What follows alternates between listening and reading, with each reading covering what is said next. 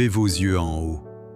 Suivez l'exemple de sacrifice du Christ. 9 août. Prenez mon joug sur vous et recevez mes instructions, car je suis doux et humble de cœur, et vous trouverez le repos pour vos âmes. Matthieu 11, verset 29. Ceux qui voudront finalement être reçus au ciel comme membres de la famille royale doivent déjà se donner eux-mêmes, ici-bas, corps, âme et esprit, au service de celui qui a payé le prix de leur rédemption. Tout ce que nous sommes et tout ce que nous possédons appartient au Seigneur. Vous ne vous appartenez point à vous-même, déclare l'apôtre, car vous avez été rachetés à un grand prix. Glorifiez donc Dieu dans votre corps et dans votre esprit, qui appartiennent à Dieu. 1 Corinthiens 6, versets 19-20.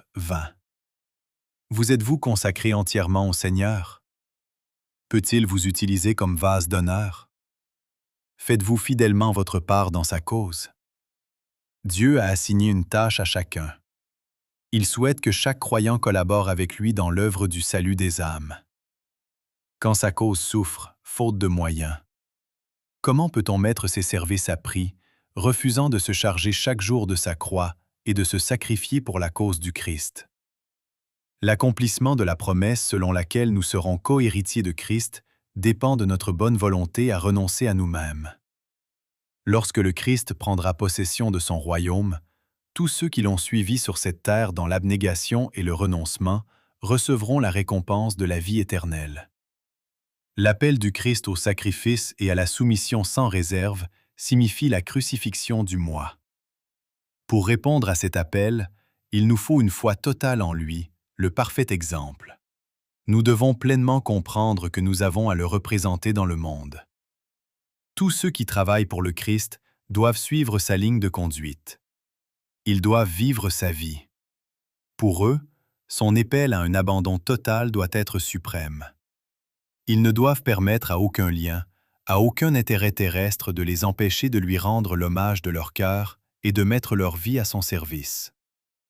Sans relâche, ils doivent sérieusement travailler avec Dieu pour arracher les âmes en péril à la puissance du tentateur.